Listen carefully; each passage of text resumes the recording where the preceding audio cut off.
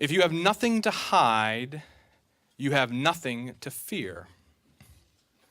Those who would give up essential liberty to obtain a little temporary safety deserve neither liberty nor safety. Can you hear me now? There's a lot of different ways to end that joke. I'll leave that up to your imagination. These are the types of quotes and jokes that we've heard a lot of over the past few months. But the issue is more complex than that. Hello, I'm Sam Patterson from the Charles Koch Institute. Welcome to tonight's event at the Knight Conference Center at the Museum in our nation's capital. Recent revelations about the scope of the government's surveillance program have been cast as either the culmination of Orwell's worst fears or common sense policies that are necessary in a post-9/11 world. But it's not so simple. Getting answers to some of the harder questions on this topic has been more difficult than determining Edward Snowden's travel plans. For example, what expectation does an online user have of their privacy? Or for that matter, what does privacy even mean online? Should businesses be held to the same standards for data collection as government agencies? Does the Fourth Amendment apply to the metadata around our communications or only to the content itself? Is big data a big problem in the hands of big government or big business? Are the safeguards that we have in place, such as the FISA courts or Congressional oversight, actually acting as an effective check on these programs? I do not have the answers, but tonight's goal is to push the discussion toward answering these questions, among others. And that's why we are pleased to have the participants that we have in tonight's event, who represent a wide range of experiences and opinions on this issue.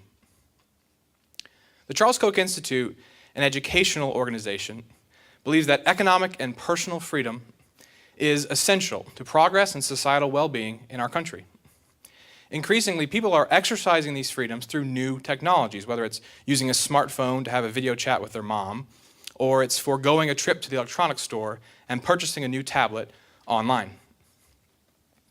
These new activities raise the question of how to adequately protect individuals' freedoms, both in the physical and the digital world, while still allowing for the proper role of government in protecting its citizens. Determining the best way to achieve these goals is no simple task, but it is an essential one.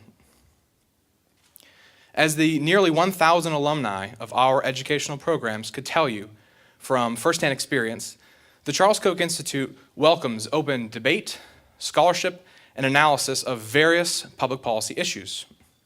The topic of tech policy is an area that will benefit from a full discussion and a wide range of viewpoints, and tonight's discussion is a part of that process. And with that, I'm happy to hand it over to our partner for tonight's event, Mediaite, who covers the intersection of media and politics. And the moderator for tonight's event is Andrew Carell, Mediaite Senior Editor. Thank you.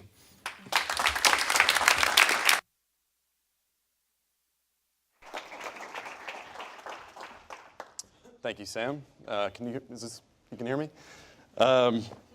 So before we get started, I wanted to thank the Koch Institute for facilitating this, and also obviously the museum for hosting this. We at Mediaite are incredibly excited to continue this conversation. The questions that Sam alluded to are incredibly important after Snowden's leaks, and they're going to get more important, and they've sort of fell out of favor in the news cycle. So it's sort of our duty to keep it going and try to answer these questions, and they're difficult. And I want to start with our former ambassador, John Bolton. He is the former U.S. ambassador to the United Nations under President George W. Bush, also served positions under President Reagan and President George H.W. Bush, and is currently the senior fellow at the American Enterprise Institute, and also a commentator on Fox News. You may recognize him from that. So thank you very much for coming out tonight. Glad to be here. So I want to start a little broadly. You've been a consistent defender of surveillance in general, and sort of security programs under both President Bush and Obama, and that's sort of different than the pundit class. They've changed depending on who's president. And so with that consistency, is your view essentially just trust the government, just trust that they won't abuse this, that they know that they're going to do this okay? Of course not. I don't trust anything the government does. But you have to start with the proposition that you can agree or disagree with, that the United States faces threats internationally. Mm-hmm. And the purpose of the surveillance that we're talking about, or that's been the subject of the news, is to gather foreign intelligence, to gather information about foreign threats to the United States. That can have implications for American citizens, to be sure, but which is not a domestic surveillance program. It is a foreign intelligence gathering program. Mm-hmm. And I think that's fully justified.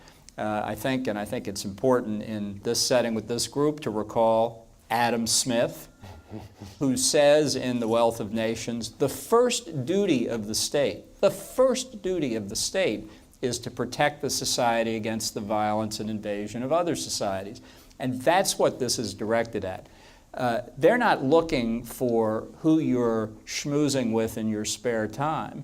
It's not directed at that. It is a foreign intelligence gathering operation. So if you've got a complaint about what the FBI is doing in your daily life, go talk to them. If you're talking about NSA, we're talking about something very different. And how effective have the policies actually been, especially surveillance? I mean, have we actually prevented attacks? That's not the only purpose of the surveillance. The surveillance is to gain intelligence about not just terrorist activities, but the activities of foreign states and others that wish to do us harm.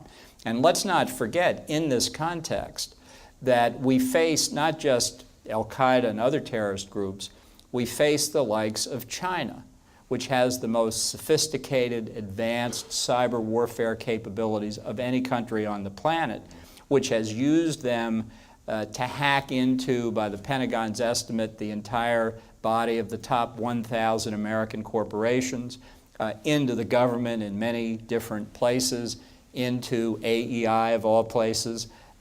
This is an ongoing struggle that requires American defensive and, I might say, offensive capabilities as well. So that's foreign intelligence gathering, but I mean, can you see why domestic intelligence gathering may put a little bit of a fear in a lot of people? I mean, the automatic reaction is always, essentially what you're saying sounds effective, but it also sounds scary to a lot of people. Well, there's obviously an overlap, and I think that's where people have a legitimate concern. But let me see if I can put this in some context. I think part of the problem is that when people hear about these NSA techniques, they say to themselves, well, I'm important, and I could be the subject of surveillance.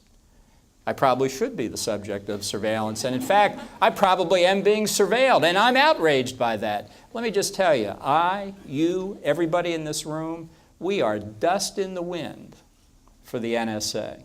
Dirt in the road. They couldn't care less about what we do. And I know that's insulting to most of us, that they don't care, but unless you're cavorting with terrorists, when the algorithm sweeps across your electrons, it goes right past.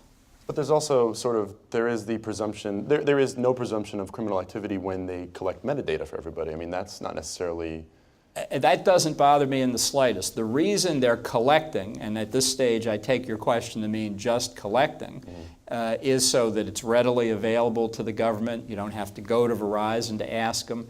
And at least in theory, and I admit this theory may be flawed, but at least in theory it's not subject to manipulation, or it's harder to manipulate than if it were sitting in Verizon's files. And given China's cyber warfare capabilities, given the ability to transform those electrons if they're in a non-secure location, I'd rather have the metadata stored in a government location where presumably it's safer. As I say, that's subject to challenge. One wonders how Bradley Manning and Edward Snowden got their access to all this supposedly secure information. That argues for making it more secure, not for leaving it with the telephone companies.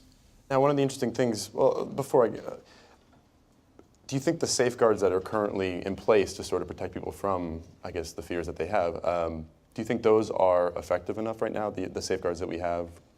I don't think we have evidence that they're not effective. And, we have statements from Edward Snowden, many of which I know from my own knowledge are simply wrong.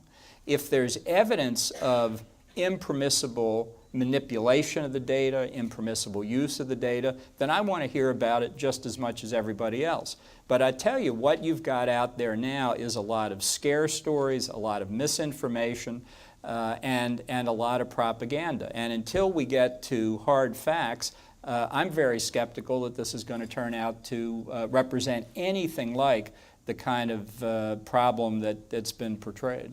So speaking of Snowden, I don't want to go too far into him. I don't want to ask whether he's a traitor or a hero or any of that, but... Ask me. Go ahead. No, I know your answer. I know your answer. But interestingly, the amount of access that he got, does that trouble you at all? That the incompetence of the government? Absolutely, and it's not just because he was working for a contractor. I don't think you can lay it off on the contractors. I think Bradley Manning shows the problem is in the government as well. And I would be very worried that somebody who can do what Snowden has purportedly done, somebody else could do for fun or profit on their own.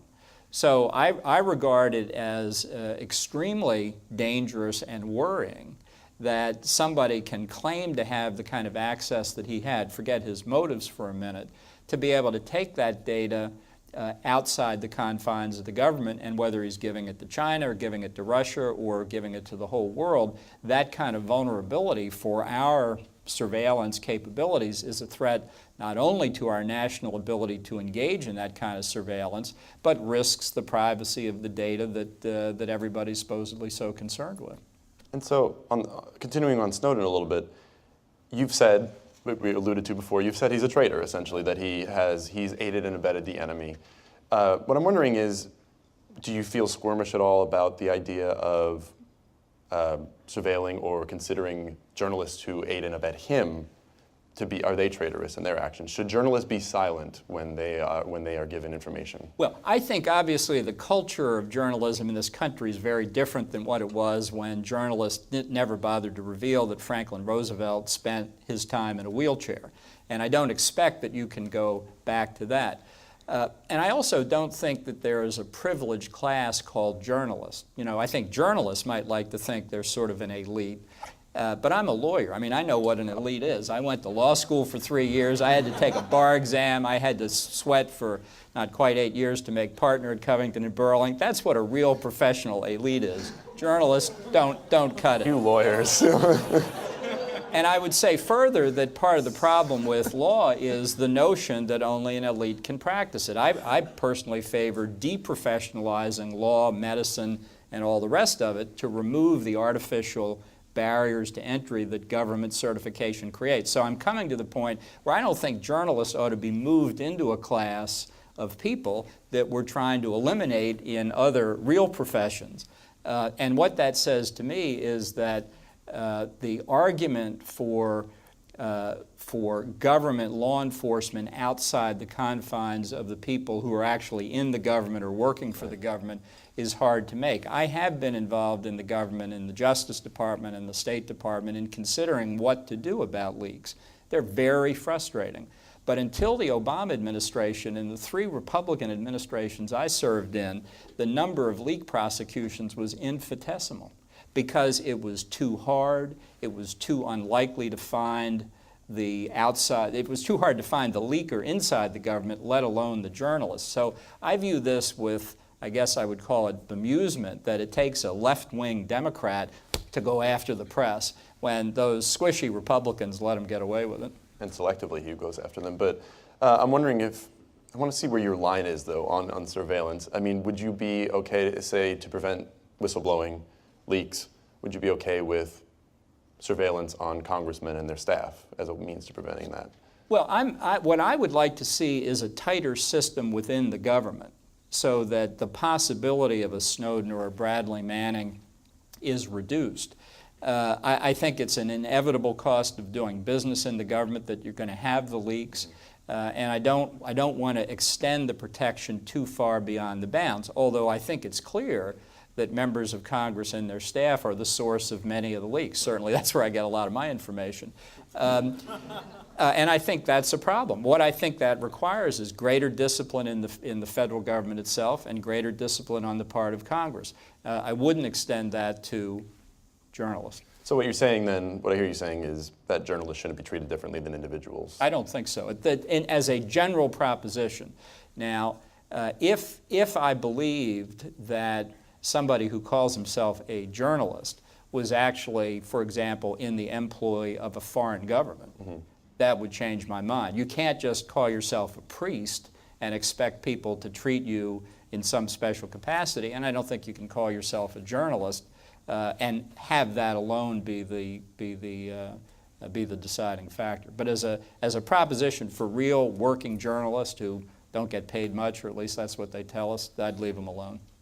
So then did the DOJ, do you think the DOJ went too far or not when it labeled your colleague, James Rosen at Fox, when they labeled him a co-conspirator as a way to get at him for leaking information? I think it was ridiculous, and I'd probably say the same thing about James Rosen of the New York Times.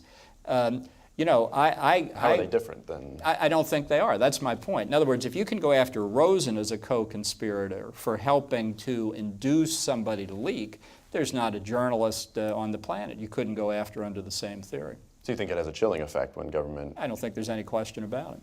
Oh, interesting. What I want to chill are the government employees so that they don't leak in the first place. That is where I think the prime defense of the surveillance and security issues should be placed. And so this is the distinction you would draw between Snowden and a leaker to Rosen, say, is that, or James Rosen himself, actually, the difference between the two of them is that Snowden wasn't... Well, Snowden took an oath, I mean, among other things. To gain access to this confidential data, he had to pledge not to reveal it. Right. And it's, to me, a fatal blow to his credibility on a range of things that he took an oath and then violated it. So let's say you're right about all this, and let me just say, because you didn't ask the question I thought you'd ask, the response that I've heard, including on Fox News, is, but he has a higher duty to the Constitution. He has a duty to, because he's got something that none of the rest of us has, which is access to that data. He got access on a very precise condition that he wouldn't reveal it, and he violated the condition, and he deserves a lot of pain for having done that, leaving aside the national security implications. Even if it was abuses he was exposing, you don't think it's justified for him to break that oath, essentially? No, I think I can't say he's not able to do it because he obviously has, but he deserves to be punished for it. And if he were really sincere, he'd get his butt back to the United States and face the consequences. Would you also, I alluded to this before, but I mean, would you, I guess the question then becomes, if there is a journalist who obtains information that is pertinent, say there's an imminent attack, or the United States is launching an imminent attack or something, and the journalist gets wind of that, do journalists have an obligation to stay silent when they have information? I think what they ought to do, if they were patriots, they'd come to the government and say, we're worried about this. And some do, including the New York Times, amazingly. And I think at that point, the government can say, we feel very strongly you should not publish this.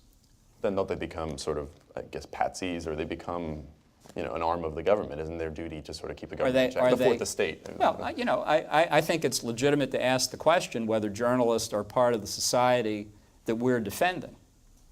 And are they so privileged that they can, we will defend them even though they're committing acts which are endangering our security. In World War II, the whole population went under the rubric loose lips sink ships. Some of these people seem to have it as a priority, and I think they have to ask themselves, it's their conscience they should examine and say, you want the benefit of a free society? Are you going to do nothing to help defend the rest of us? And, if you can't appeal to their conscience, I'm not sure what you can appeal to. So then do you think, I didn't want to go too far into Snowden, but I'm interested in your opinion. You keep nosing around. I know. Just go ahead, ask me what I think of it. So then, would you say then that Greenwald and the Washington Post had an obligation, they shouldn't have published the information that Snowden gave them? Well, I would not have published it if I were the publisher of the Washington Post. And I'd like somebody to answer me a question. How come Greenwald keeps putting it out, but the Post isn't putting it out anymore? Some quote-unquote journalist in the audience can maybe answer that question for me. Disdain for journalists. Got to rethink my career. No. So then, I was about to ask this before. I said, so say you're right about everything. Say you're right that surveillance That's is fine effective. with me. Well, Can I go now? Isn't it better just to be transparent about it, at least to notify people that we're doing this, as opposed to the secretive courts and the NSA stuff scared people, rightfully, I guess, because this was going on, sort of almost a collusion between government and business, also with PRISM. Isn't it better just to be transparent about it? Hey, we're going to snoop, and here's how we're doing it, but not specifically how we're doing it, but that. Well, we're going to have that debate whether we should have had it or not, and people are going to be on notice. I think a president who properly explained the steps that he's taking and that governments have taken to protect people would gain public trust, and most people wouldn't care about this. Yeah. And I think most people honestly don't care about it. I think the public opinion polls bear me out on that. I think part of the problem, when it comes at least to the internet, is that people think, if they sit in their kitchen in their pajamas, that surely everything they're doing is private. And what they really should know is they should hear what Scott McNeely said in the late 1990s when he was head of Sun Microsystems. And I think the quote is, "There is no privacy on the internet, get used to it." So that's from a guy who helped create the internet, created the technology and the software that we use today. He understood it 15 years ago. I think properly explained, people would understand it and accept it. So you said earlier, when we first sat down actually, that you don't trust the government to do many things. You're standard, sort of limited government perspective. But why do you trust government to run surveillance effectively without abuse? I mean, they seem to run everything else with education. Tends to be abuse. I mean, there's a cognitive dissonance, isn't there? No, I said that I don't trust the government on anything, and I think there is a role for congressional oversight of these programs that they authorize and appropriate money for. And I think Congress has had oversight over the NSA programs as they have negotiated. What you have, the phenomenon is, and it happens time and time again, is Congress is briefed on a highly classified activity, and they sit there and they say, yeah, that sounds good, and that lasts right up until the point where there's public criticism. And then the members of Congress who have been briefed say, well, I was never told about that. Oh, I don't remember that briefing. Well, clean your ears out and pay attention to it. Or if you want a different settlement, if you want something other than Gang of Eight briefings or briefings to the chair and ranking minority members of the House and Senate Intel committees or whatever you want, Congress, come up with a different standard. I think that's more appropriate than the courts. I think in a matter of foreign intelligence in particular, I think the FISA court already has too much authority. And I've just been informed we're out of time on this, so thank you very much for joining us. Well, thank you. Great Thank you. having you. Thank you. We'll take a quick break.